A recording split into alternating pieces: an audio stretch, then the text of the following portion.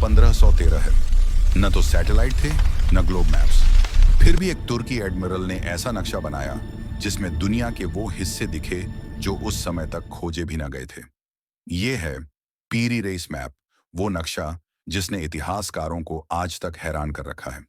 पीरी race एक तुर्की समुद्री admiral था जिसने पुराने स्रोतों से नक्शे इकट्ठा किए, जिनमें से कुछ कहा जाता है कि खुद कोलंबस के मैप्स से लिए गए थे। जब उसने अपना नक्शा तैयार किया तो उसमें दक्षिण अमेरिका, अफ्रीका और यहाँ तक कि अंटार्कटिका भी था, जबकि अंटार्कटिका का पता मानवता को 300 साल बाद चला था।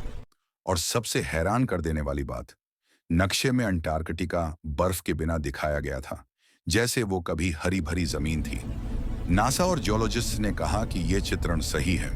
इसका मतलब है कि या तो पीरी रेस के पास किसी ऐसे स्रोत की जानकारी थी जो हजारों साल पहले धरती की असली स्थिति को जानता था, या फिर कुछ और ही खेल था यहाँ।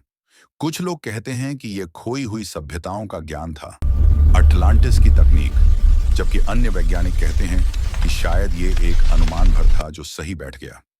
लेकिन इतिहासकारों के लिए एक बड़ा सवाल अब भी बाकी है। अगर पीरी रेस के पास सिर्फ प्राचीन स्रोत थे, तो उन स्रोतों ने इतनी सटीक जानकारी कहां से पाई?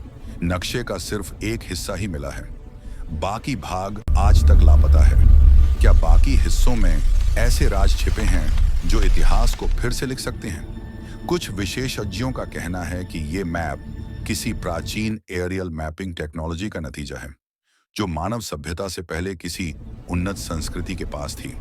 क्या ये अटलांटिस की झलक थी या किसी अनदेखी सभ्यता का सबूत?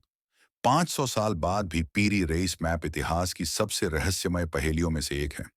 और अगर इतिहास इतना गलत हो सकता है, तो क्या हम वास्तव में जानते हैं कि हमारा अतीत क्या था? ऐसे ही रियल हिस्टोरिकल मिस्ट्रीज के लिए चैनल को सब्सक्राइब करें और रहस्य की हर परत को खोलें हमारे साथ।